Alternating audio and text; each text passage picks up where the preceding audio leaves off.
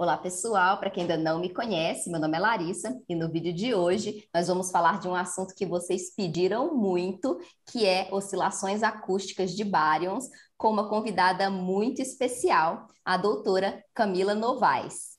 Ela é bacharel em Física, com ênfase em Astrofísica pela Universidade Federal de Itajubá, mestrado e doutorado em Astrofísica pelo Instituto Nacional de Pesquisas Espaciais. Ela foi pós-doutoranda no Observatório Nacional por mais de 4 anos, atuando como professora visitante no mesmo instituto por mais de um ano. Atualmente, ela é pós-doutoranda também no INPE, trabalhando principalmente com análises do campo de temperatura da radiação cósmica de fundo, em especial no estudo de suas anomalias e de catálogos de galáxias, estudando a distribuição da estrutura em grande escala do universo e, claro, estudando também as ondas acústicas de baryons. Seja muito bem-vinda ao canal, Camila, eu agradeço muitíssimo a sua presença por aqui. Oi, Larissa, olá a todos. Eu que agradeço, fiquei muito feliz com o seu convite e muito feliz em poder contar um pouquinho para vocês sobre que são as oscilações acústicas de baryons.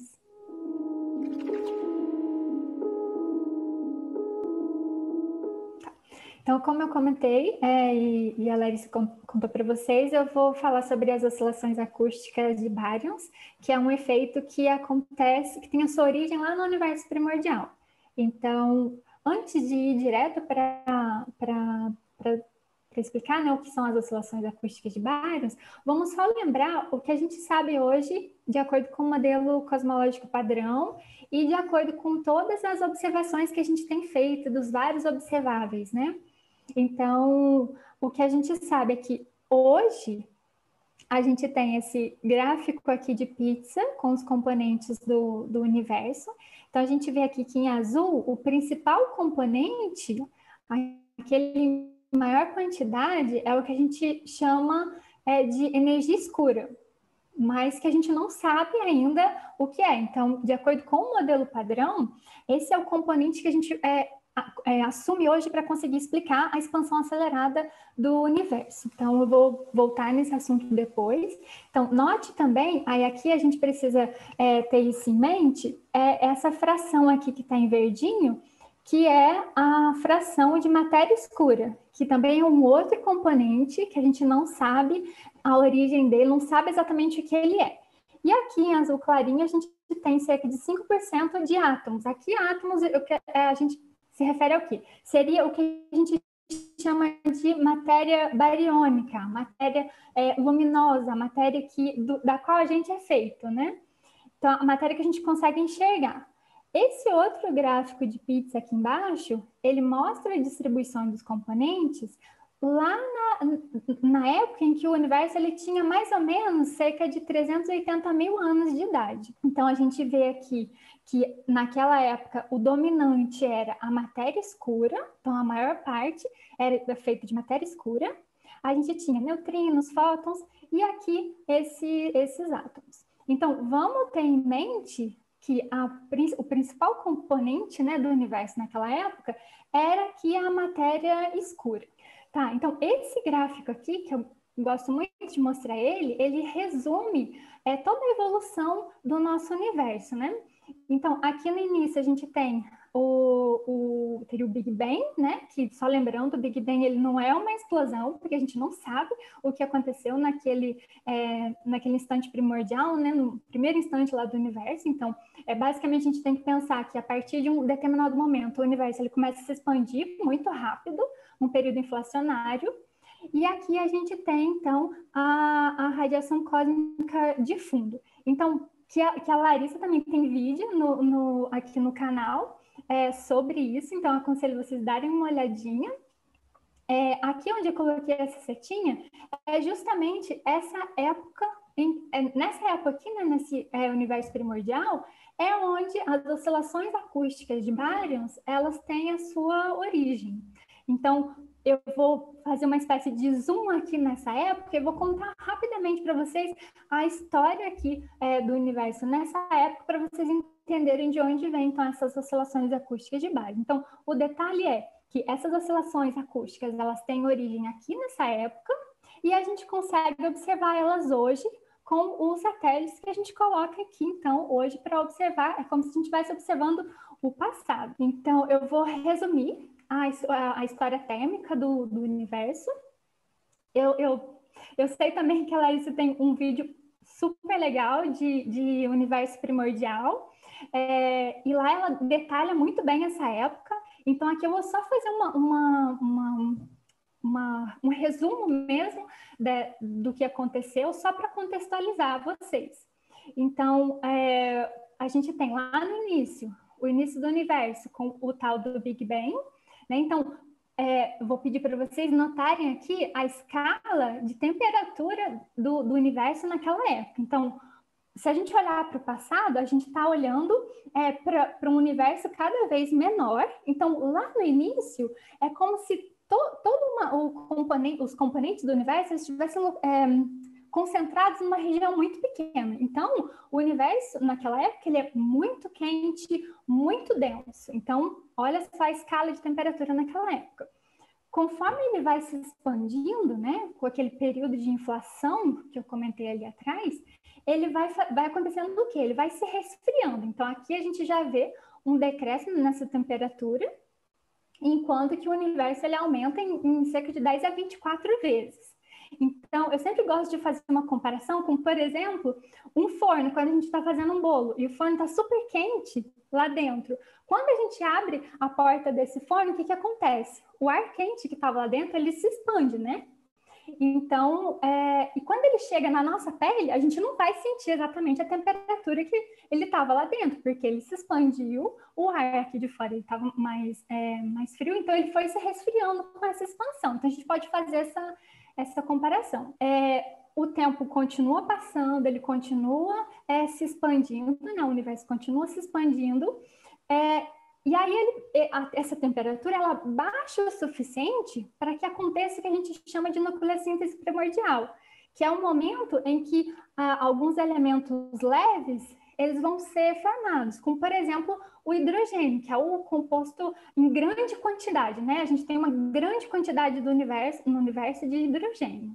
Então, aí lembrando, a gente tem, então, no início do universo, né, nessa época, ainda alta densidade e temperatura, e por conta disso a gente tem o que a gente chama de acoplamento entre a matéria e a radiação. O que seria, então, esse acoplamento entre a matéria e a radiação? Então, como eu comentei, é como se fosse um zoom, bem aqui onde está essa setinha. Esse zoom mostra, então, essa região aqui. Então, vamos supor que essas bolinhas vermelhas seriam os elétrons, e essas azuisinhas seriam, por exemplo, os prótons, né, os núcleos.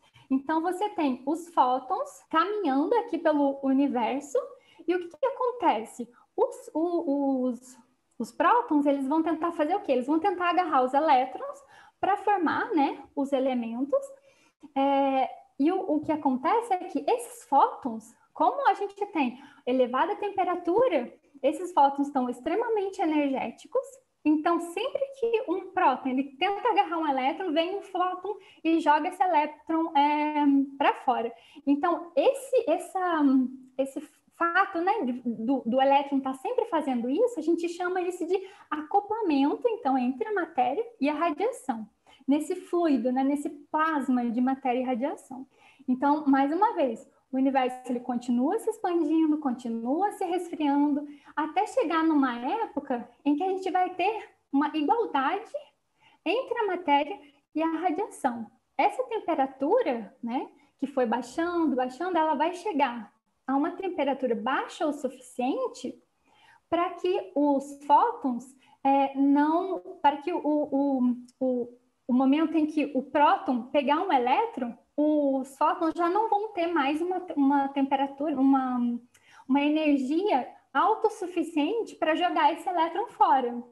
Então, o que acontece nesse momento, que é essa época do desacoplamento, né? Ou seja, a matéria e a radiação elas não vão mais estar acopladas, porque não vai mais ter esse acoplamento, esse espalhamento, né? Então, você tem a época de desacoplamento e recombinação, então. Recombinação porque... Só que as pessoas chamam isso de recombinação, mas os prótons e elétrons estão, na verdade, combinando pela primeira vez, né? Porque antes você tinha ali o fóton sempre jogando esse elétron para longe. Então, depois desse momento da recombinação e os dois, né, a matéria e a radiação, elas se desacoplando, você então tem o universo como se ele tivesse transparente para esses fótons se propagarem, né? Esses fótons são o que a gente chama hoje de radiação cósmica de fundo. Então, se a gente pensar nesse momento aqui, em que eles estão totalmente acoplados, né? Então, a gente tem lá as flutuações na densidade de matéria e as flutuações aqui na densidade, na temperatura desses fótons, eles estão diretamente relacionados. Ou seja, todo o processo físico que acontece nesse momento aqui no universo vai ficar o quê? Vai ficar impresso nos dois observáveis. Ou seja, aquelas flutuações de densidade que estão relacionadas às flutuações na temperatura daquela radiação, que é essa radiação cósmica de fundo, a gente consegue observar ela hoje. Então, essa radiação cósmica de fundo, que tem uma origem lá quando o universo ele tinha cerca de 380 mil anos, ou seja, era um universo bebê, é como se fosse uma foto do universo naquela época. Então, essa radiação cósmica de fundo, ela traz uma quantidade gigantesca de informações para a gente de como o universo era e como, de todos os processos físicos, de vários processos físicos que aconteceram no universo naquela época. Por outro lado, a matéria, essas flutuações de densidade da matéria, são essas flutuações que vão dar origem hoje às estruturas que a gente observa, como galáxias, estrelas, os aglomerados de galáxias. Então, essas flutuações de densidade evoluíram até chegar ao que a gente observa hoje. Ok, mas contei essa história inteira, mas afinal de contas, onde é que entram as oscilações acústicas de bários? O que são essas oscilações acústicas de bários? Eu comentei que elas têm origem naquela época. Então, como? Lembra que eu comentei que tem essas flutuações de densidade, seriam essas flutuações de densidade de matéria escura, no caso? Essas flutuações, o que vai acontecer? São como se fossem bolsões, né? Regiões onde você tem um aglomerado de matéria escura. Então, como você tem um aglomerado, você tem uma certa concentração, né, bolsões de matéria escura, o que vai acontecer com a matéria que está ali na redondeza? A matéria bariônica nessa redondeza, ela vai tender a cair a ser atraída, né? Por causa do efeito gravitacional, esses bolsões de matéria escura vão atrair os bárions da redondeza, que vão tender, então, a cair no que a gente chama de poços de potencial, né? Porque você tem uma gravidade maior nessas regiões, nesses bolsões. Só que, lembra que eu falei também que a matéria, né? Matéria bariônica e os fótons, eles estão acoplados?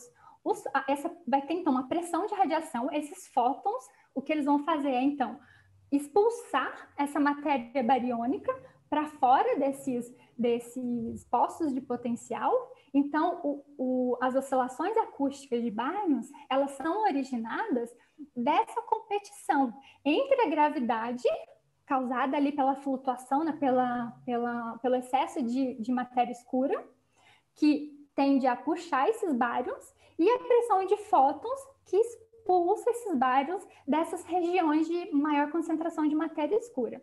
Então, que é o que a gente vê aqui nessa figura da massa mola. Então, a gente tem aqui essas bolinhas funcionando como se fossem os bárions, né, caindo nesse poço de potencial, e a mola, ela funciona com uma pressão de fótons, que tende a expulsar esses bárions desse poço de potencial. Então, a gente pode comparar isso como o efeito, né, desses bárions sendo expulsos do poço de potencial. A gente pode comparar isso com uma pedra. Quando a gente joga no lago e forma aquelas ondas essas ondas que vão se propagando, a mesma coisa, uma coisa similar, né, acontece naquela época. Essa onda de matéria, né, essa onda de bárions, ela é então expulsa dali e ela viaja até uma determinada escala muito característica. Vou entrar em detalhes aqui. Por que ela forma essa escala característica? por causa da época da recombinação e o desacoplamento. Então, os fótons vêm, expulsam esses bários dessas regiões de concentração de matéria, expulsam esses bários que vão se propagando, né, para fora, né, dessas regiões, até chegar numa escala em que eles ficam congelados, como se fosse uma escala congelada ali. Tanto nas flutuações de densidade, né, nessas flutuações de densidade de matéria bariônica, quanto nas flutuações de temperatura. Mas por que essa escala? Então, essa escala é porque no momento em que ele chega nessa escala característica, você tem o desacoplamento. Então, é como se essa escala, essa distância na qual eles viajaram desde o início, essa escala fica impressa, então, tanto na distribuição de temperatura da radiação cósmica de fundo, quanto nessas sobredensidades de bárions. Só um detalhe, então, por que ela vai ficar congelada ali? Porque como você já teve o desacoplamento e os fótons não estão mais interagindo aí com a matéria bariônica, os fótons não vão mais expulsar esses bárions para fora. Então, por isso que ele fica congelado ali. Então, o que a gente vai ver hoje, por exemplo, na distribuição de galáxias, seria algo desse tipo. Então, é como se você tivesse várias... Aqui a gente tem uma imagem 2D, mas a gente tem que pensar nisso como esferas mesmo, no 3D. E aqui você vai ter essas concentrações de galáxias, por exemplo, nessas regiões.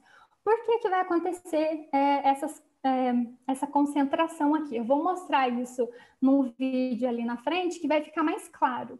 Mas só para vocês terem uma ideia de como que a gente observa isso hoje na distribuição de galáxias. Então, como eu comentei, todo os processos físicos, né, que aconteceram naquela época dessa interação entre os dois componentes, entre a radiação e a matéria, esses processos físicos ficaram, então, impressos na distribuição de temperatura da radiação cósmica de fundo e da estrutura em grande escala do universo, né? Então, com as oscilações acústicas de Barions não é diferente. Elas também ficaram, então, impressas nas flutuações de temperatura da radiação cósmica de fundo. Então, aqui do lado, eu mostro o que a gente chama de espectro de potência angular, que é uma forma que a gente usa para conseguir medir essa escala das oscilações acústicas de Barions. Então, por exemplo, aquelas flutuações de densidade e o fato dos bárions estarem sendo empurrados, essas ondas de matéria, vão criar, então, regiões de máxima compressão e de menor compressão. Então, são regiões mais e menos rarefeitas, né? Então, você tem aquelas regiões de máxima compressão dos bárions, que você vai ter, então, regiões mais frias, que é o que a gente chama de cold spots, né, na radiação cósmica de fundo, regiões frias, aqui representadas por essa cor mais azul, e aquelas regiões mais rarefeitas, com uma menor quantidade de bárions, que vão estar associadas a essas regiões mais quentes. Então, o espectro de potência angular, ele basicamente traduz o que seria... como se fosse a potência das diversas escalas angulares que a gente observa na radiação cósmica de fundo. Então, aqui eu vou chamar a atenção aqui para essa escala desse primeiro pico. Ele é maior, assim, ele tem uma amplitude maior justamente porque ele está relacionado com as oscilações acústicas de Barions. Então, essa escala angular aqui próximo de 1 grau é aquela escala angular que ficou impressa na radiação cósmica de fundo. Então, esse primeiro pico aqui, a escala angular dele, está diretamente associada com aquela escala angular das oscilações acústicas de Barions. Ok, então isso no caso da radiação cósmica de fundo, mas como que as oscilações acústicas de Barions ficam impressas no que a gente chama de estrutura em grande escala? Então, quando eu digo estrutura em grande escala, eu estou dizendo basicamente a forma como as galáxias e todos os objetos eles se distribuem no universo. Então, como é que isso funciona? Eu vou mostrar esse vídeo, a gente pode colocar depois o link para vocês, é um vídeo que eu acho muito legal porque ele é extremamente didático. Então, vamos lembrar daquele exemplo que eu dei sobre jogar uma bola, uma pedra na superfície da água e você tem, então, essas ondas se formando. Então, só que no universo você não tem uma pedrinha, é como se você tivesse várias pedrinhas caindo ao mesmo tempo e formando essas ondas em todas as posições do universo. Aí a gente, então, passando. Isso. Aí aqui, estão vendo que estão aparecendo pontinhos? Aí eu vou pausar aqui rapidamente. Então, esses pontinhos são o quê? São as galáxias. Então, vocês percebem que nessas regiões onde eu tenho uma concentração maior de bárions, que são aqueles bárions que foram expulsos dos postos de potencial, essas regiões têm justamente a maior parte desses pontinhos, ou seja, a maior parte das galáxias. Isso mostra que aquelas regiões onde você tem uma maior concentração de bárions, que é no centro, né, dentro do poço, e aqueles bárions que foram expulsos, essas regiões são as regiões onde você tem uma maior probabilidade de se formar uma galáxia ali, justamente porque você tem uma quantidade maior de bárions ali do que nas outras posições. Então, é por isso que a gente observa o universo naquela foto que eu mostrei, com aqueles círculos onde você, no caso esferas, em que você tem uma maior concentração de objetos. Então, vamos continuando aqui o vídeo. Isso. Aí, percebem aqui que a concentração, você tem tantos objetos que passa a ser difícil de observar, de perceber esses círculos, mas aqui eu digo para vocês que ainda está fácil de observar eles. Na vida real, a gente não enxerga desse jeito, não. É como se fosse uma quantidade enorme de objetos e a gente precisa de uma técnica estatística para conseguir medir essa escala. Então, continuando, a gente vê ali a concentração, então, de galáxias nessas regiões. E aí, agora, ele vai mostrar qual é essa ferramenta estatística, né, que a gente usa para conseguir medir essa escala. Então, tá vendo que ele está pegando pares de objetos? Então, ele está montando uma espécie de histograma. Então, ele vai pegar todos os pares de objetos e vai calcular a distância entre eles. E vai colocar aqui no histograma. Então, vamos ver o que acontece. Então, isso. Olha só o nosso histograma, o que aconteceu. Vou dar um pause aqui de novo. Então, vocês percebem que ele foi pegando todos os pares de galáxias que a gente tem ali, que a gente observou, calculando a distância entre eles e colocando aqui no nosso histograma. Vocês percebem que o nosso histograma ele tem um excesso, um pico, bem aqui nessa região? Esse daqui é o que a gente chama de pico das oscilações acústicas de bárions, porque você tem um excesso de probabilidade de encontrar pares de galáxias que estão separados por essa escala característica, que é a escala característica das oscilações acústicas de bárions, que é, então, a distância do centro até aquela região de acúmulo dos bárions, né? Que seria, então, essa escala daqui do centro até essas bordas. Então, aqui eu fiz um resumo, então, do que a gente tem. Então, para o caso da radiação cósmica de fundo, a gente tem, então, esse gráfico aqui do espectro de potência angular, com aqui o primeiro pico, está associado com aquela escala, então a gente mede esse espectro de potência angular de forma muito precisa hoje, com dados, né, do satélite Planck. E aqui desse lado a gente tem um gráfico com a primeira medida feita das oscilações acústicas de bários, daquele pico que eu mostrei para vocês lá no vídeo, ali atrás. Então, essa daqui, vocês veem aqui a data, né, de 2005.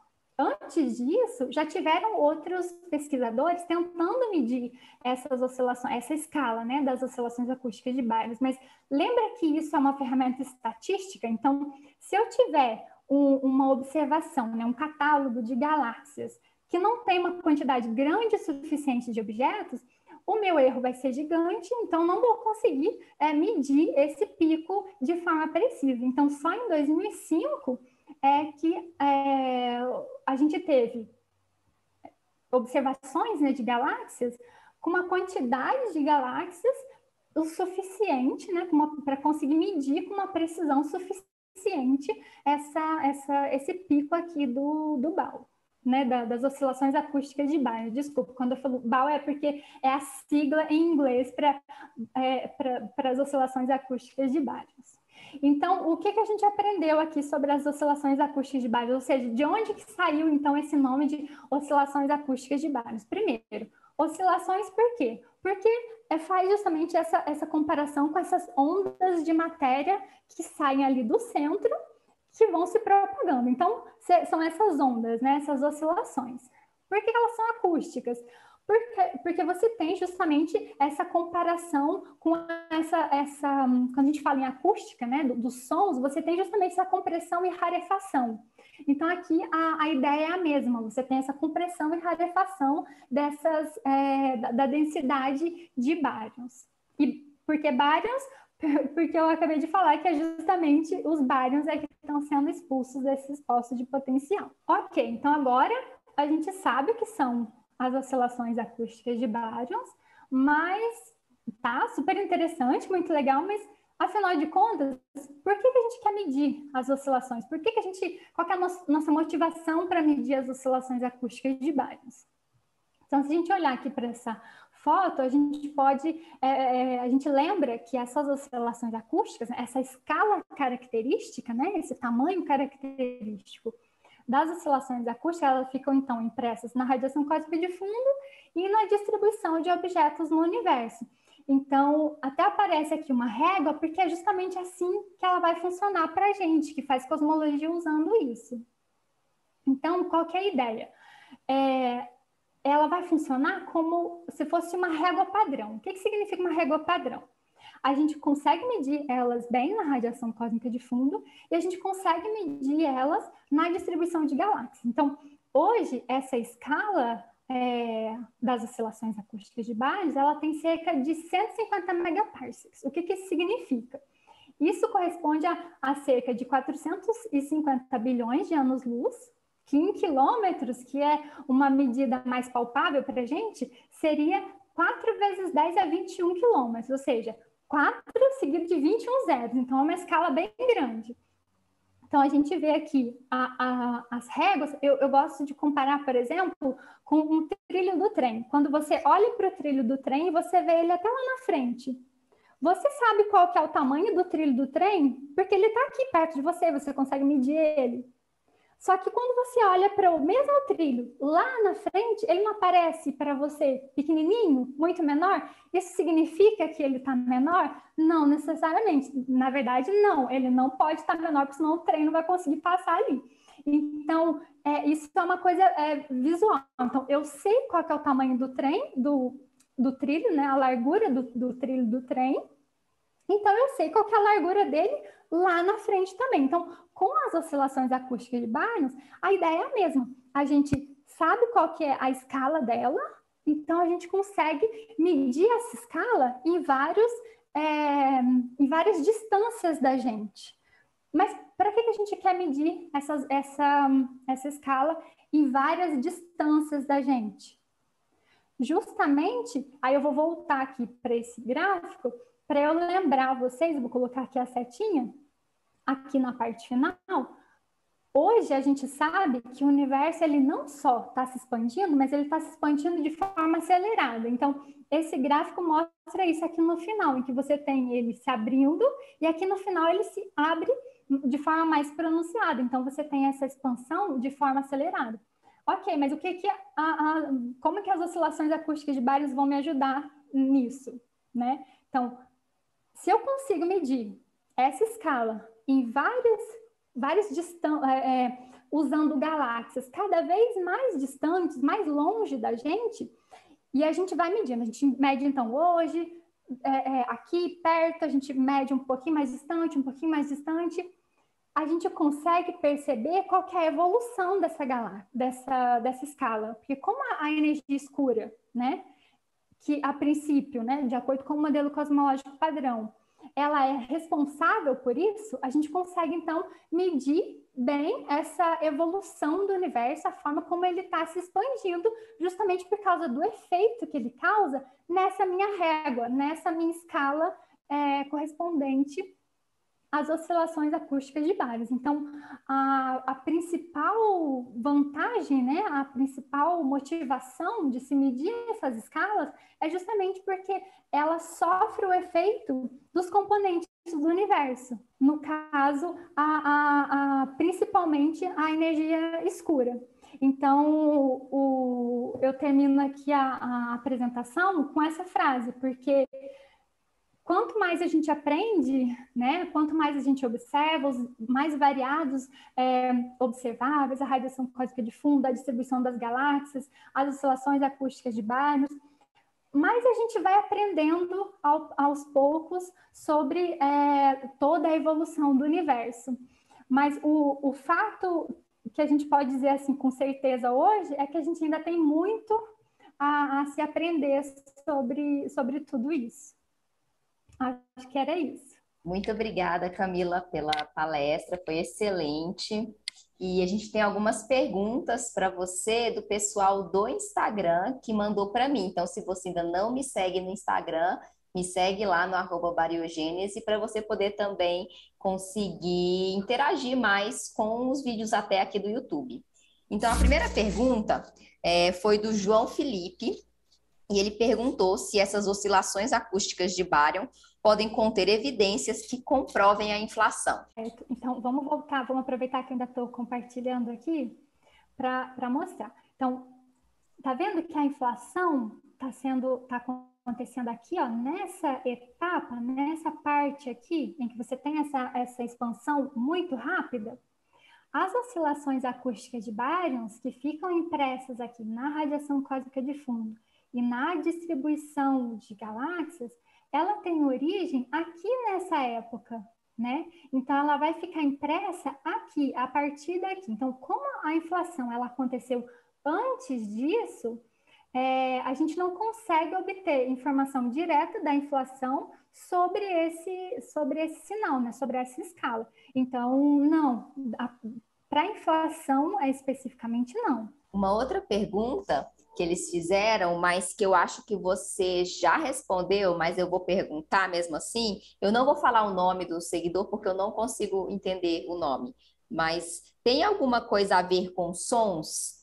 Existe algum tipo de harmonia nessas oscilações? Isso, aí é justamente de onde vem, né, o nome, as oscilações acústicas de baryons, que é justamente essa comparação que a gente faz com essa compressão e rarefação dos baryons naquela época.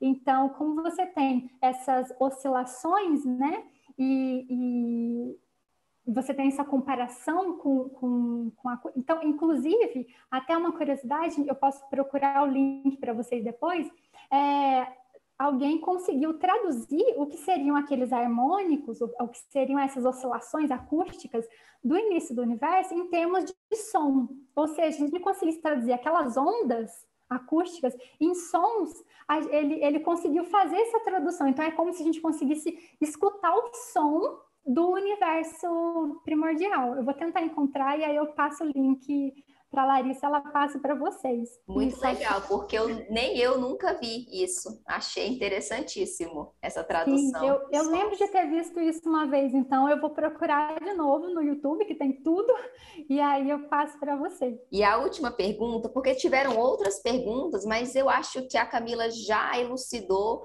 a maioria delas durante a apresentação. Então, vamos para uma última pergunta, que foi: em que época esse assunto foi pesquisado com mais frequência pela comunidade científica e quais são os pesquisadores que trabalham nessa área? No Brasil, por exemplo, vamos falar em relação ao Brasil. Uhum. Então, eu acho que eu cheguei a mostrar, né, um gráfico aqui atrás. Isso.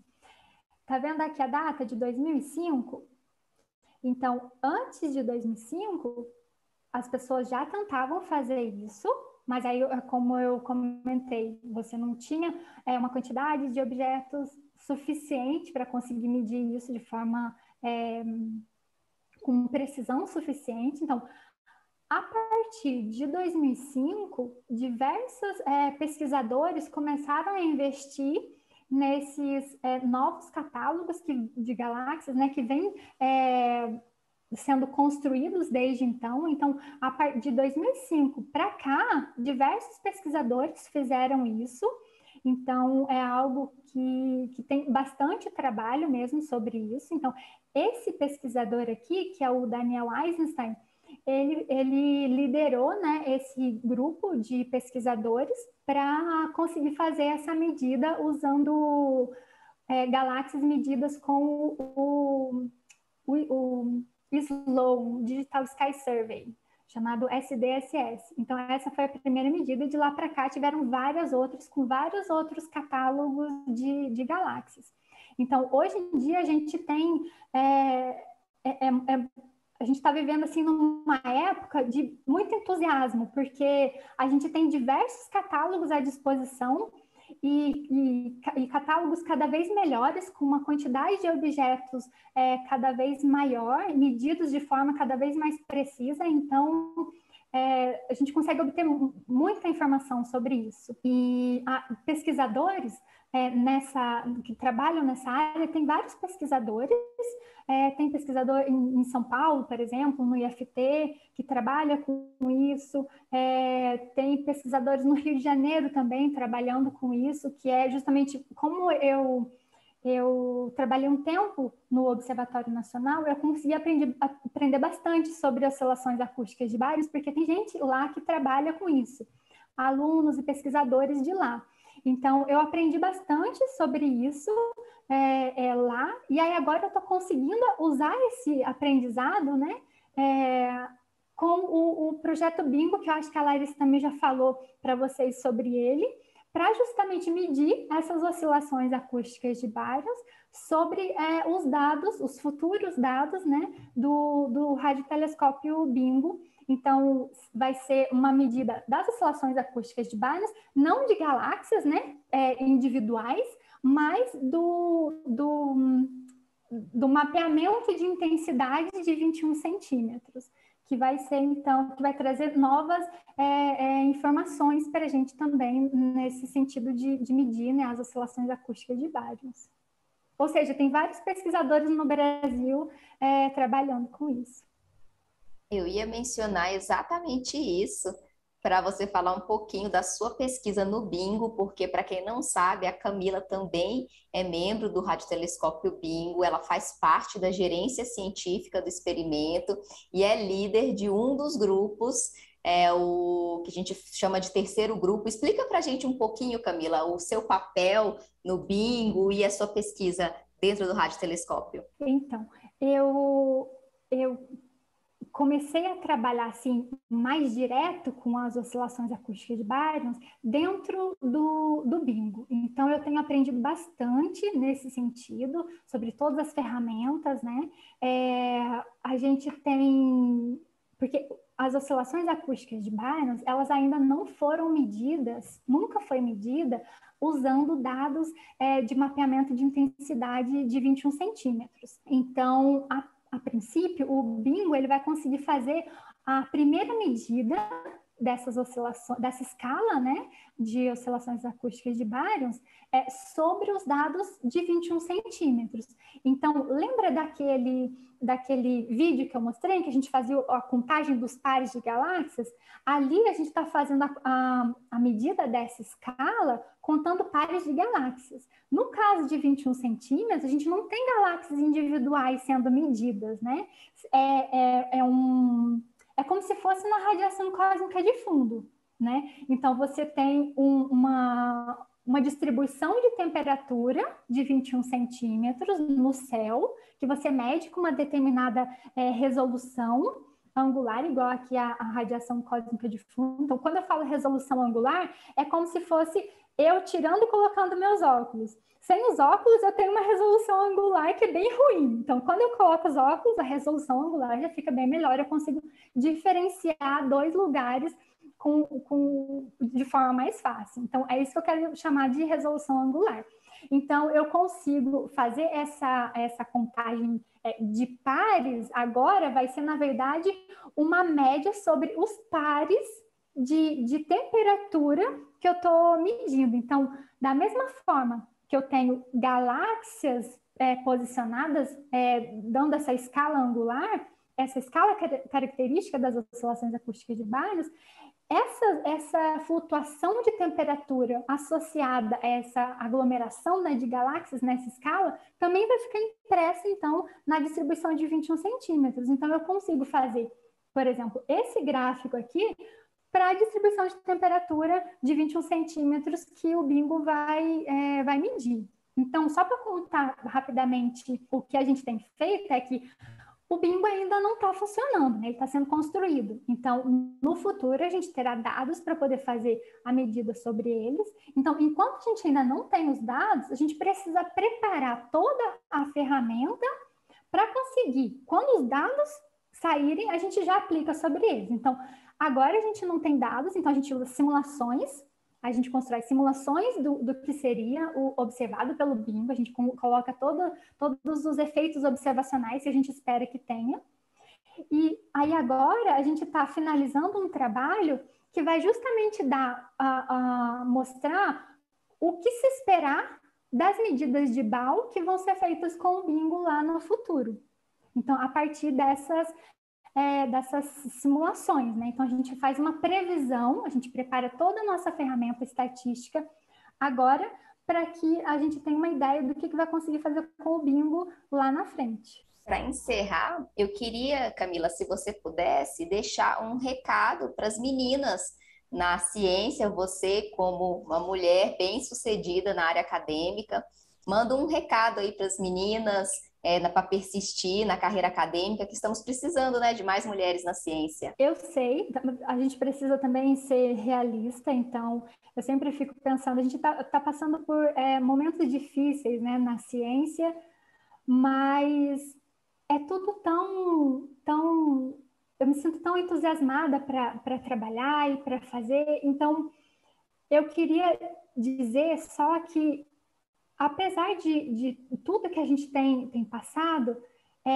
quando a gente passa o nosso conhecimento para frente, a gente vê um aluno com os olhinhos brilhando quando você fala de ciência, isso não tem preço, sabe? Então, o recado assim, principal que eu queria deixar para as meninas, em especial, é que se você gosta e se você está disposta a trabalhar e lutar por aquilo, vão em frente. Porque independente de você ser homem ou ser mulher, você pode. E então, acredite e siga em frente. É isso mesmo. Obrigada, Camila. Foi um prazer imenso tê-la aqui no canal.